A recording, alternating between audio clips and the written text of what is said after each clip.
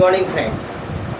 आज हम शिक्षा मनोविज्ञान का एक टॉपिक लेंगे, अभिप्रेरणा, मोटिवेशन, जिसको अपन जो अपने फर्स्ट ग्रेड के अंदर भी है, सेकंड ग्रेड में भी है और रीड के अंदर भी ये टॉपिक है। तो आज अपन इस टॉपिक को स्टार्ट करते हैं। प्रेरणा या अभिप्रेरणा भी कहते हैं इसको। मोटिवेशन इंग्लिश वर्ड है इसका, मोटिवेशन। ये क्या है? English word. और ये किससे बना है? लैटिन भाषा का शब्द जो है मोवियर, लैटिन भाषा का शब्द है ये। लैटिन भाषा के शब्द जो मोवियर है, जिससे इसका निर्माण हुआ है। मोटिवेशन मोवियर से इसका निर्माण हुआ है, जिसका अर्थ होता है गतिशील, गतिशील या सक्रिय करना।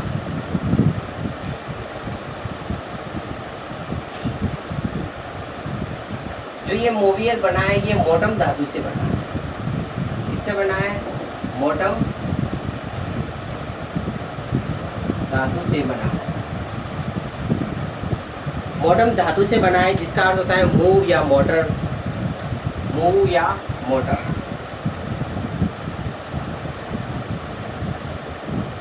जिसका अर्थ होता है मूव या मोटर, मोशन, जिसको अपन मोशन भी कह सकते हैं।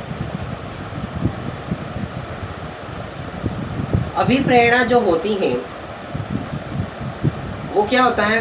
उत्तेजना। इसको अपन क्या कह सकते हैं? मोटिवेशन को अपन उत्तेजना, उत्तेजना इंग्लिश में कहते हैं स्टिमुलस। अभिप्रेरणा का मतलब होता है कि उत्तेजना, उसके अंदर एक्साइटेड, यानी कि काम करने के लिए, किसी कार्य को करने के लिए उसके अंदर एक उत्तेजना होती है, एक्साइटमेंट होता है। और इसको इंग्लिश में बोलते हैं स्टिमुलस। जो अभिप्रेरणा होती है या प्रेरणा होती है, वो क्या होती है? एक तो अभिप्रेरित होती है और उद्देश्योन्मुख होती है। अभिप्रेरित,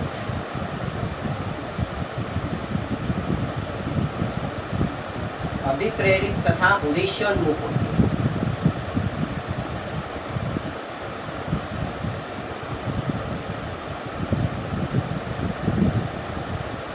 जो प्रेरणा होती है वो क्या होती है? एक तो अभिप्रेरित होती है, यानी कि अभिप्रेरित का मतलब है किसी कार्य को करने के लिए प्रेरित करती है। अभिप्रेरणा, अगर कोई भी व्यक्ति अभिप्रेरित होता है तो उस कार्य को करने के लिए वो क्या होता है? अभिप्रेरित होता है। और दूसरा क्या होता है? उद्देश्योन्मुख, वो किसी एक उद्देश्य की तरफ उसको आगे बढ़ाती है। और जो पशुओं का जो व्यवहार होता है वो क्या होता है? अभिप्रेरित होता है। पशुओं का व्यवहार क्या होता है? अभिप्रेरित होता है। पशुओं का व्यवहार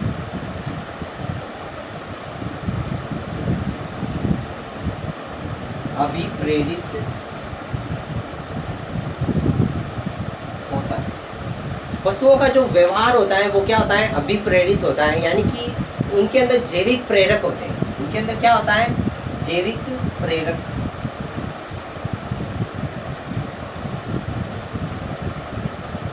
जैविक प्रेरक का मतलब होता है भूख, प्यास, काम आदि। ये होते हैं जैविक प्रेरक। जैविक प्रेरक जो होते हैं भूख, प्यास, काम, ये आदि जो शारीरिक अभिप्रेरकों द्वारा उद्दीप्त होते हैं। ये क्या होता है? शारीरिक अभिप्रेरकों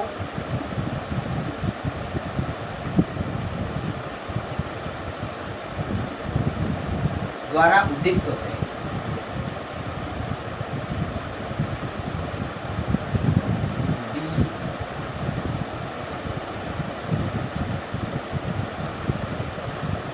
शारीरिक अभिप्रेरकों द्वारा ये क्या होते हैं? उद्दीप्त होते हैं। और अभिप्रेरणा जो होती है व्यक्ति को सीखने के लिए ऊर्जा प्रदान करता है।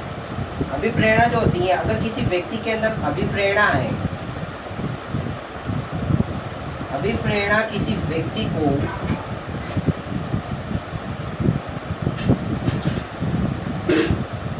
सीखने के लिए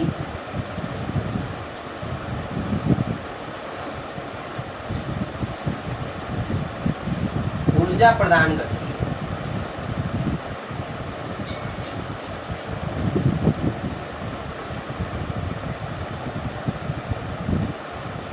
अभिप्रेरणा जो होती है व्यक्ति को सीखने के लिए ऊर्जा प्रदान करती है। कोई भी व्यक्ति जो अभिप्रेरित होगा जिसके अंदर स्टिमुलस होगा, प्रेरणा होगी, उत्तेजना होगी, तो वो किसी भी कार्य को करने के लिए उसके अंदर ऊर्जा होगी और वो उस कार्य को अच्छे तरीके से करेगा।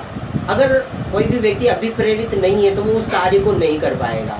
तो अभिप्रेरणा के द्वारा क्या होता है कि उसको सीखने के लिए क्या होती है, ऊर्जा प्रदान करता है। अभिप्रेरणा जो होती है, अभिप्रेरित व्यक्ति होता है, उसको सीखने के लिए ऊर्जा प्रदान करता है। अच्छा, मैं इसको रफ करता हूँ, अपन आगे बढ़ते हैं।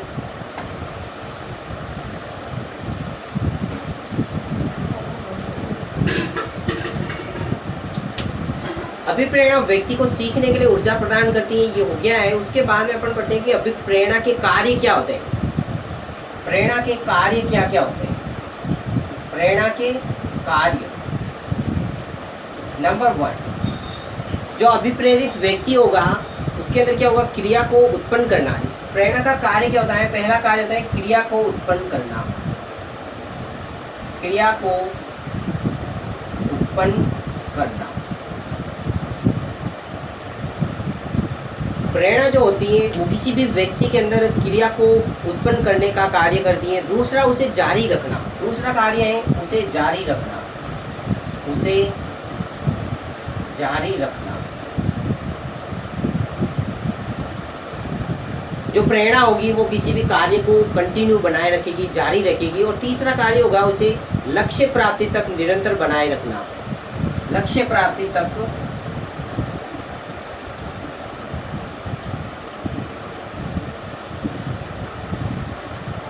निर्धारित उद्देश्य की तरफ उसे निर्देशित करेगा। ये लक्ष्य प्राप्ति तक, जो भी इसका निर्धारित लक्ष्य या उद्देश्य होगा वहां तक उसको लेके जाएगा। इसका प्रेरणा का कार्य होगा।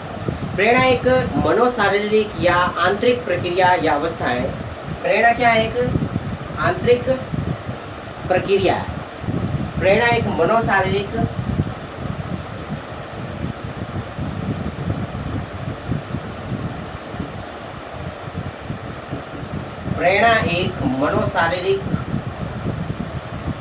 प्रेरणा एक मनोशारीरिक या आंतरिक प्रक्रिया कह सकते हैं इसको, या आंतरिक प्रक्रिया, आंतरिक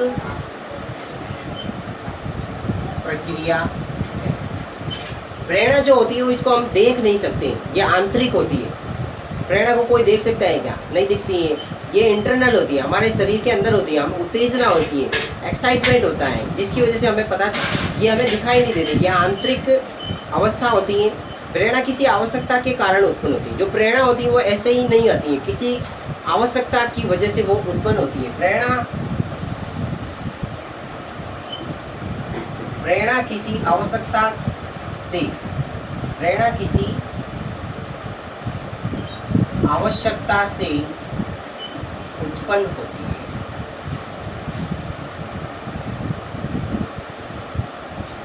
प्रेरणा जो होगी वो किसी आवश्यकता की वजह से उसका उत्पन्न होगी, अदरवाइज नहीं होगी। प्रेरित व्यक्ति होगा वो लक्ष्य प्राप्ति की दिशा की ओर क्रियाशील हो जाता है। जो प्रेरित व्यक्ति होगा, जो प्रेरणा से प्रेरित होगा, वो अपने लक्ष्य प्राप्ति की ओर दिशा की तरफ क्रियाशील होगा। प्रेरित व्यक्ति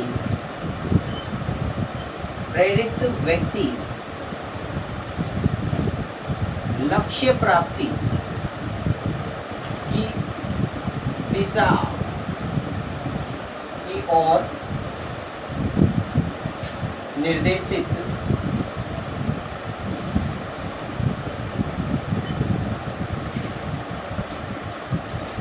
जो प्रेरित व्यक्ति होगा, जो अभिप्रेरणा, जिसके अंदर मोटिवेशन होगा, वो क्या होगा, अपने लक्ष्य प्राप्ति तक उस दिशा के अंदर अग्रसर रहेगा। और व्यक्ति की जो क्रियाशीलता है वो लक्ष्य प्राप्ति तक बनी रहती है। व्यक्ति की जो क्रियाशीलता होती है, व्यक्ति की क्रियाशीलता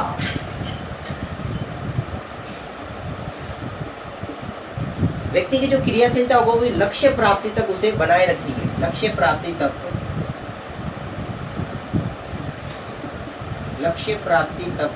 बनाए रखती है।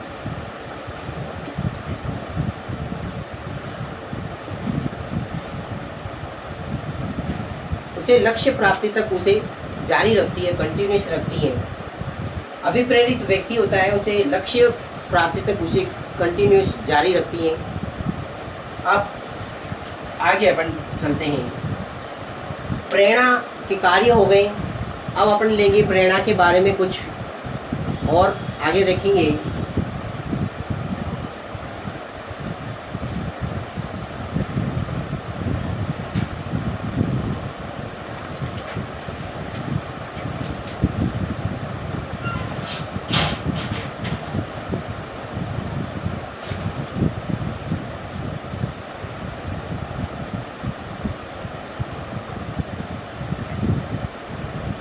अच्छा, मैं थोड़ा पानी पीने चला जाता हूँ। अपन आगे चलते हैं। मनोविज्ञान के अंदर प्रेरणा जो होती है, प्रेरणा का अर्थ होता है आंतरिक उत्तेजना। प्रेरणा का अर्थ क्या होता है? आंतरिक उत्तेजना। आंतरिक उत्तेजना।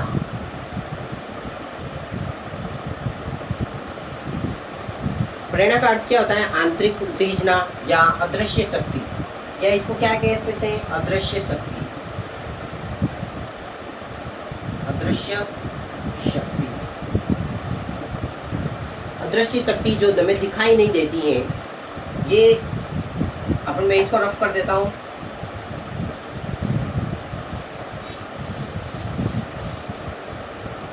प्रेरणा जो होती है, एक तो आंतरिक उत्तेजना होती है, दूसरा ये अदृश्य शक्ति होती है जो हमें दिखाई नहीं देती है। ये जो परिभाषाएं दी गई है वो मनोविज्ञान के अनुसार है। मनोविज्ञान कहता है कि प्रेरणा जो है वो एक तो आंतरिक उत्तेजना है, दूसरा अदृश्य शक्ति है जो दिखाई नहीं देती। और प्रेरणा के बारे में क्रेच और क्रैचफील्ड ने क्रेच और क्रैचफील्ड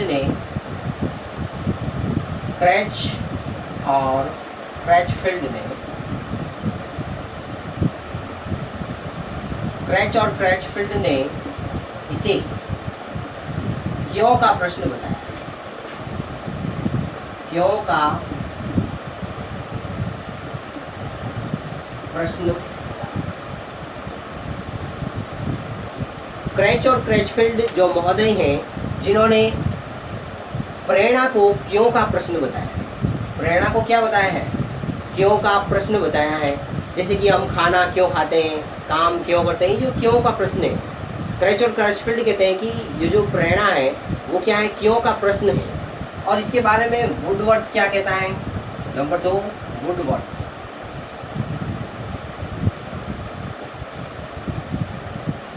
वुडवर्थ महोदय कहते हैं कि योग्यता और अभिप्रेरणा मिलकर जो अचीवमेंट का निर्माण करते हैं वही क्या है? प्रेरणा है। योग्यता और अभिप्रेरणा, योग्यता प्लस अभिप्रेरणा मिलकर ये किसका निर्माण करते हैं? निष्पत्ति,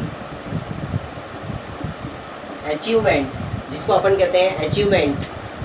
योग्यता और अभिप्रेरणा को मिलाकर जो अचीवमेंट प्राप्त किया जाता है, निष्पत्ति, उसको क्या बोलते हैं? प्रेरणा। कौन बोलते हैं? वुडवर्थ महोदय कहते हैं कि ये प्रेरणा है। अभिप्रेरणा के संबंध में अपन और कुछ विचारकों के बारे में बात करेंगे। तीसरा विचारक है थॉमसन।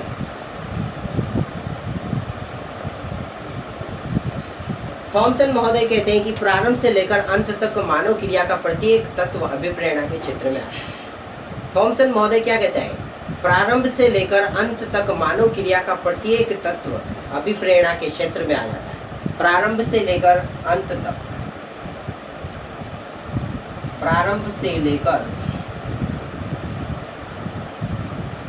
अंत तक, प्रारंभ से लेकर अंत तक, प्रारंभ से लेकर अंत तक मानव क्रिया का प्रत्येक तत्व, मानव क्रिया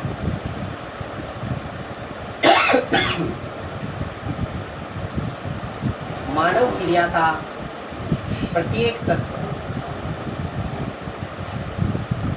मानव क्रिया का प्रत्येक तत्व।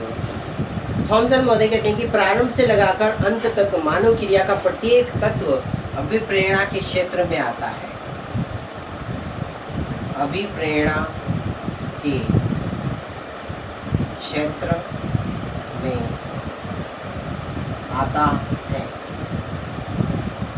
थॉमसन महोदय कहते हैं कि अभिप्रेरणा के बारे में डेफिनेशन देते हैं, जो प्रारंभ से लेकर अंत तक मानव क्रिया का जो प्रत्येक तत्व है वो अभिप्रेरणा के क्षेत्र में आता है। जैसे अभिवृद्धि,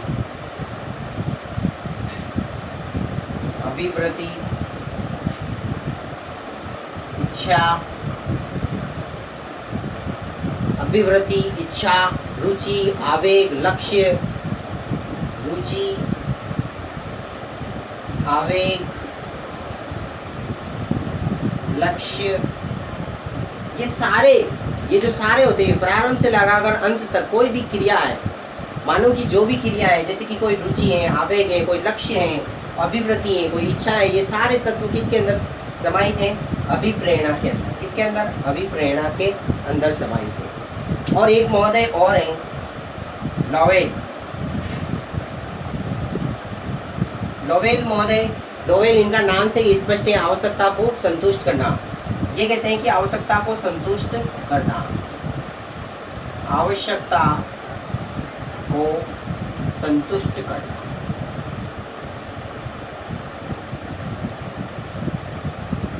लोवेल क्या कहते हैं कि आवश्यकता को संतुष्ट करना। लोवेल से मतलब होता है लव। लव जब किसी को हो जाता है तो उससे क्या होता है? संतुष्टि मिल जाती है, आनंद प्राप्त हो जाता है। तो उसे अपन इसको ऐसे जोड़ के भी याद कर सकते हैं, आवश्यकता को संतुष्ट करना। लोवेल की जो परिभाषा है वो आवश्यकता को संतुष्ट करना। थॉमसन क्या कहता है? प्रारंभ से लेकर अंत तक, प्रारंभ से लेकर अंत तक मानव क्रिया का प्रत्येक तत्व। लोवेल कहता है कि आवश्यकता को संतुष्ट करना। और क्रेच और क्रैचफील्ड क्या कहते हैं?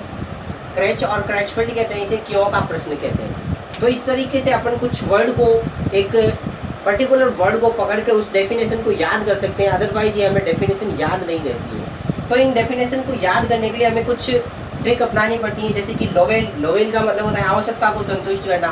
थॉमसन प्रारंभ से लेकर अंत तक मानव क्रिया का प्रत्येक तत्व अभिप्रेरणा के क्षेत्र में आता है। वुडवर्थ क्या कहता है? योग्यता प्लस अभिप्रेरणा मिलकर अचीवमेंट का निर्माण होता है। उसी तरह सिम्पसन, जॉनसन, ब्लेयर कुछ कहते हैं। सिम्पसन,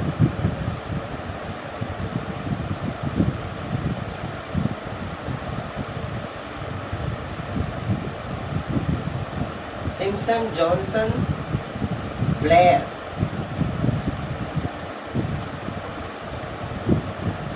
सिम्पसन, जॉनसन, ब्लेयर इसके बारे में क्या कहते हैं? अधिगमकर्ता की आंतरिक शक्तियां उसके परिवेश को भिन्न भिन्न उद्देश्यों की ओर निर्देशित करती है। अधिगमकर्ता की आंतरिक शक्तियां, अधिगमकर्ता की आंतरिक शक्तियां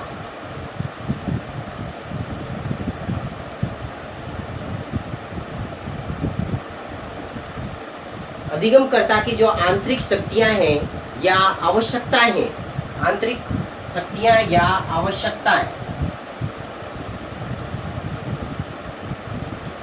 अधिगमकर्ता की जो आंतरिक शक्तियां या आवश्यकताएं हैं उसके परिवेश में भिन्न भिन्न उद्देश्यों की ओर निर्देशित करती है। अधिगमकर्ता की आंतरिक शक्तियां या आवश्यकताएं उसके परिवेश में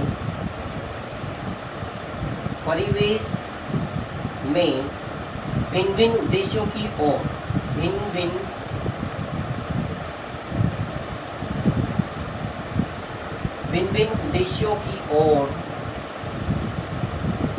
भिन्न भिन्न उद्देश्यों की ओर निर्देशित करती है।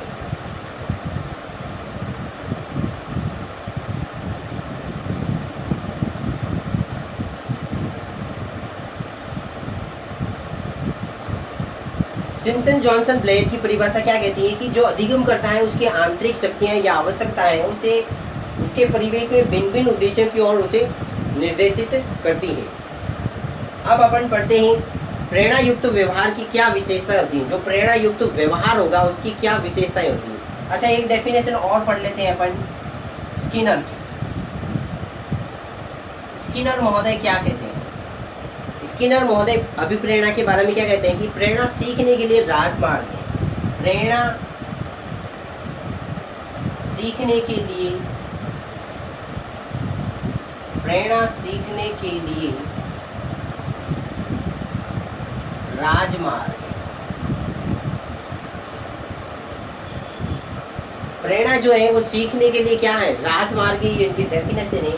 तो आपको याद रखना है प्रेरणा सीखने के लिए जो राजमार्ग की बात करता है वो कौन करता है? स्किनर करता है। स्किनर किसकी बात करता है? प्रेरणा का मतलब राजमार्ग है, सीखने के लिए क्या है? राजमार्ग है। प्रेरणा युक्त व्यवहार की विशेषताएं अब अपन देखते हैं कि जो प्रेरणा युक्त व्यवहार होगा उसकी क्या विशेषताएं होगी। जो प्रेरणा युक्त व्यवहार है उसकी विशेषताएं, प्रेरणा युक्त व्यवहार की विशेषताएं।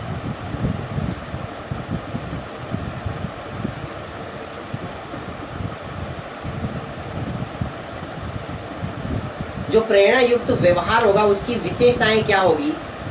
तो अपन पहली बात करते हैं, नंबर 1 निरंतरता होगी उसके अंदर।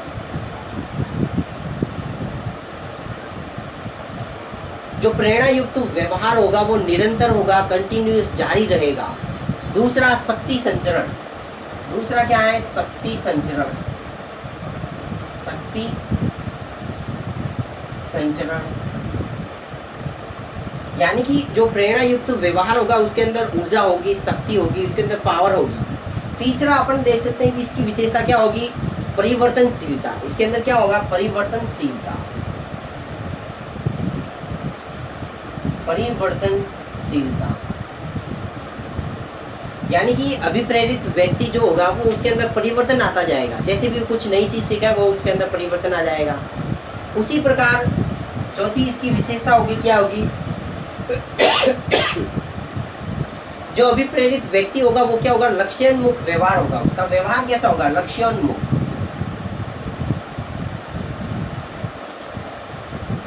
लक्ष्योन्मुख व्यवहार। जो अभिप्रेरित व्यक्ति होगा वो क्यों लक्ष्य की तरफ आगे बढ़ता जाएगा। और इसका अगला अपन देखते हैं, इसकी अगली विशेषता क्या होगी, इसके अंदर संतोष। जो अभिप्रेरित व्यक्ति होगा जो लक्ष्य की प्राप्ति कर लेगा तो वो उसे क्या हो जाएगा, संतोष हो जाएगा। अच्छा, हम आज के लिए इतना ही काफ़ी है। कल अपन इस टॉपिक को आगे बढ़ाएंगे। Okay, thank you and have a nice day. और आप मेरे चैनल को जरूर सब्सक्राइब कीजिए और इसी तरह की और अच्छी वीडियो पाने के लिए आप मेरे चैनल को जरूर सब्सक्राइब करें। Thank you and have a nice day.